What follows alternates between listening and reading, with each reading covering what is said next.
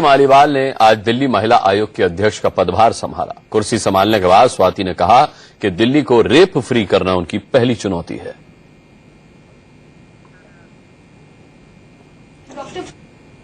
DCW को नई chairperson मिल गई है, तो नई चेयरपर्सन को नई जिम्मेदारियां मिली हैं। इस पूरे मसले पे चर्चा करने के लिए हमारे साथ डीसीडब्ल्यू की नई चेयरपर्सन स्वाति मालीवाल है।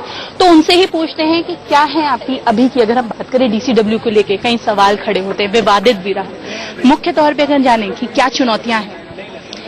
हमको दिल्ली को रेप फ्री कैपिटल बनाना है और मैं ये पूरी कोशिश करूंगी कि 3 साल का जो हमारा टेन्योर है उसमें हम दिन रात बस इसी काम के लेकर, इस मुद्दे को लेकर हम लोग आगे बढ़ेंगे। और मुझे विश्वास है कि जब महिलाएं संगठित होंगी तो बहुत कुछ बदलेगा। उसके सिवाय हमारी और भी बहुत प्रायोरिटीज हैं, but yes we face a lot of challenges.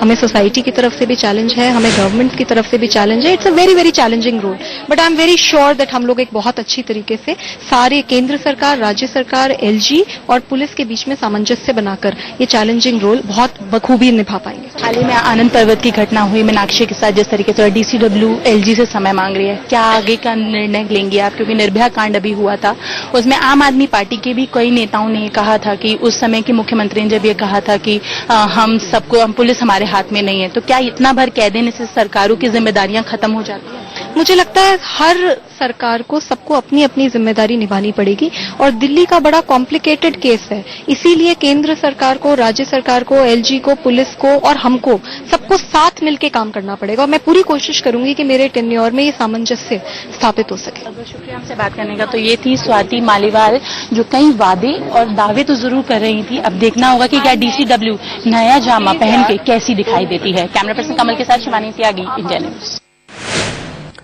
संसद का मानसून सत्र शुरू होने वाला है। हंगामेदार भी रहने की उम्मीद है। कैसे चलेगा ये सत्र, से लेकर आज सर्वदलीय बैठक बुलाई गई थी। इस बैठक में क्या रहा बताएंगे।